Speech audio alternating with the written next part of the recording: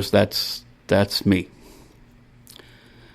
So for people who don't know me, to judge me and to tell me that me going out was my white privilege, I went out merely to check to be sure people were safe. And I was told it was my white privilege to be able to go out. I still don't understand why, but I don't know. I don't know why I let it eat at me, but it did. But calling me racist was the one that cut me the deepest, I think, because, I think people, number one, they don't understand what the word racist means. The term racist is a term that means you believe that your race is superior to all other races and that you hate a particular race. Well, I can tell you, I don't hate any race, and I never have.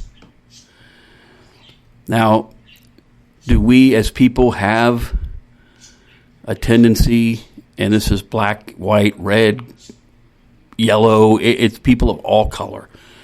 Do we have a sense of stereotyping? Yes, we all do. Every single one of us do. But people want to call that racism. They don't want to call it stereotyping. They want to call it racism. And, if you looked at me and said, well, all white people, can't dance. They don't have rhythm.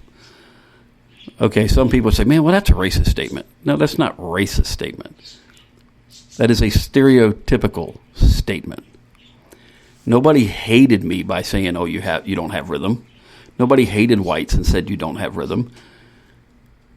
They stereotyped. Don't confuse the two. And that happens all the time. And I, for one, am tired of hearing it. Oh, man, that's a racist statement. No, it's not a racist statement. It is a stereotypical statement.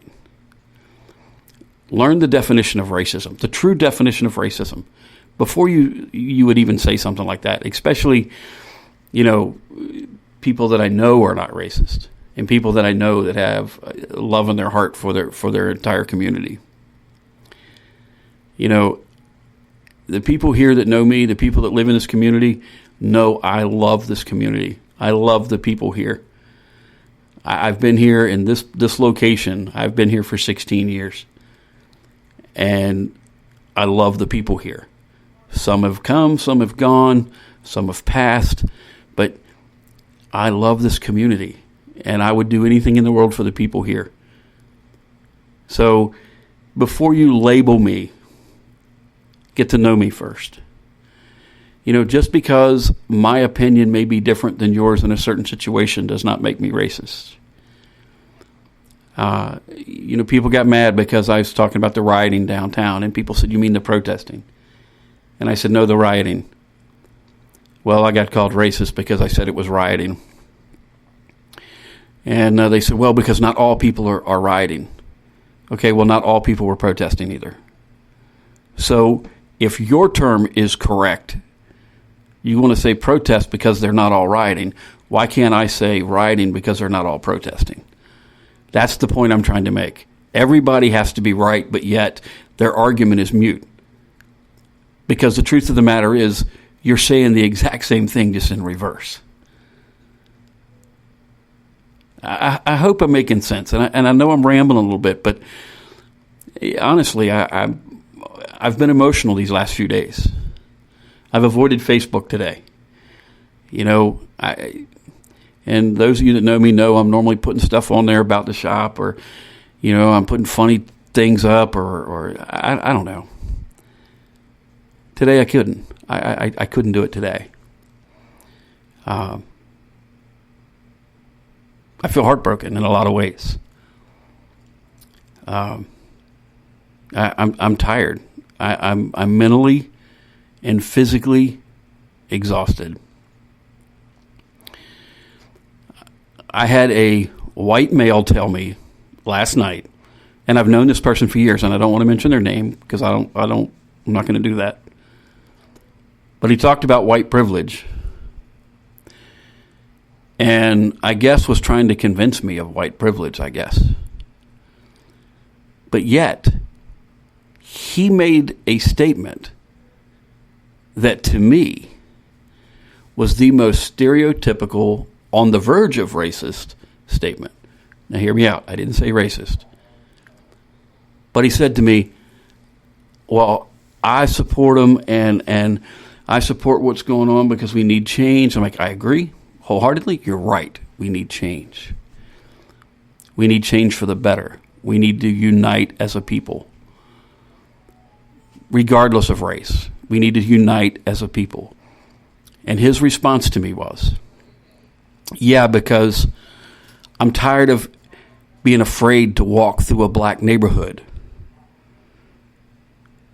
in fear that I'm going to get jumped and beat up. Now, wait a minute.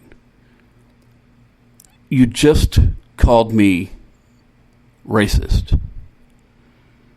You just told me I had white privilege. And then you type that kind of statement to me.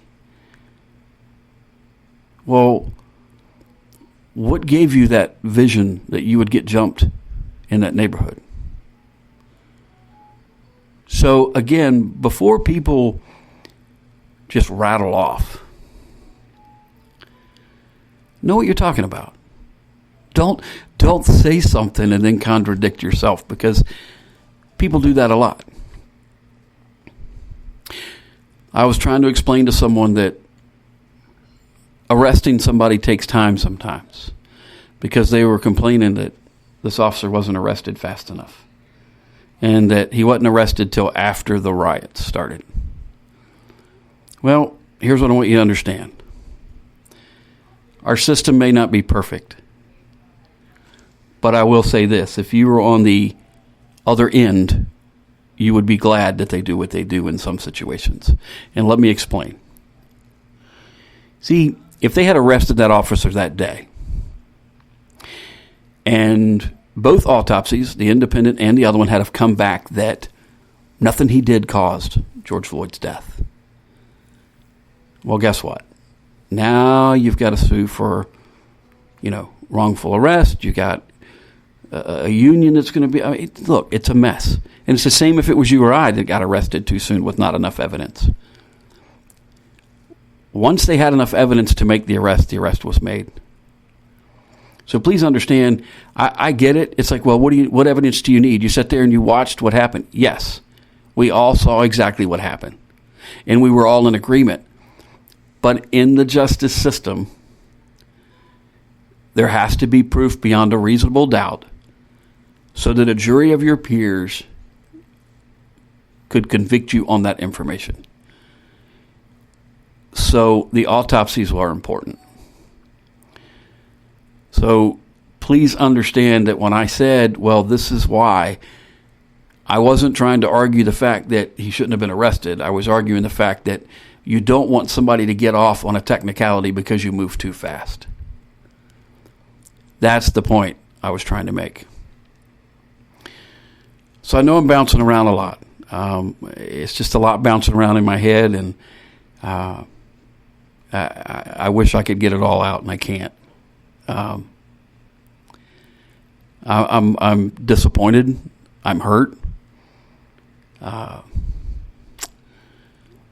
I'm concerned for our city. I'm concerned for our state. I'm concerned for our country. We have got to make strides to work together. If anyone believes for 1 minute that anyone in our government wants us to get along as a people, you're a fool. And yes, I said that. Me, Mr. Far Right Steve.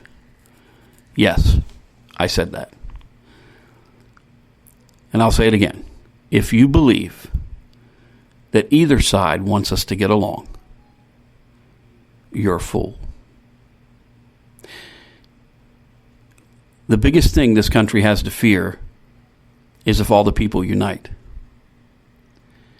If blacks, whites, people of all races and all nationalities and all makeups united, and we all could get along and agree, our government would be a whole lot smaller than what it is today. There wouldn't be taxed as heavy as we are today. We wouldn't put up with a lot of the garbage that we put up with from our government today. So how do they maintain control? How do they keep control? By keeping us separated, by keeping us angry at one another, by dividing us. Because together we're one, and we can't be beaten. We are one huge unit. But when they separate us all, we're just small little patches here and there. And they maintain control. So I didn't want to bore you today, and I apologize if I am. This is not my normal format. But I felt like a lot of things needed to be said. I know there's a lot of you out there that are as heartbroken as I am over what's going on. It's heart-wrenching. But let me also say, we have a governor in the state of Virginia where 2 officers had been shot, and the governor did not even have the common decency to mention their names in his speech yesterday. Didn't even bring it up. All weekend, the governor never spoke one time with all the stuff that was going on here in RVA.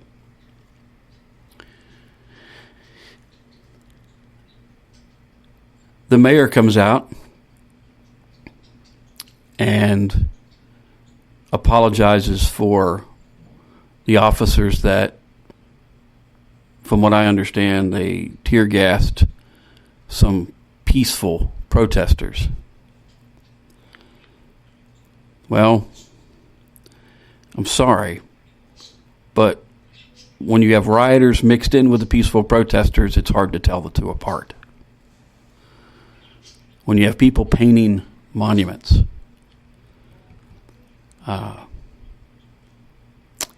but yet, even then, when the mayor comes out to speak, not once did he mention these 2 officers that were shot. What kind of state or city do we live in to where human life has no value? What country, what world do we live in where life has no value? And when did it happen? You know, if you're listening to me live, there's a chat box. You should be able to see a chat box there that you can type and ask questions or give your opinion, and I encourage you to do so. Please do. I'm interested to know. But I know this. I want these things to stop. And I want to get back to as normal as possible. I think we're going to see change. I think we're going to see a lot of change for the better, and I think we're going to see some change that may not. But the United States as we know it is going to change. And like I said, I think there's going to be some good and there's going to be some bad. But we've still got a long way to heal. You know, I know some officers personally.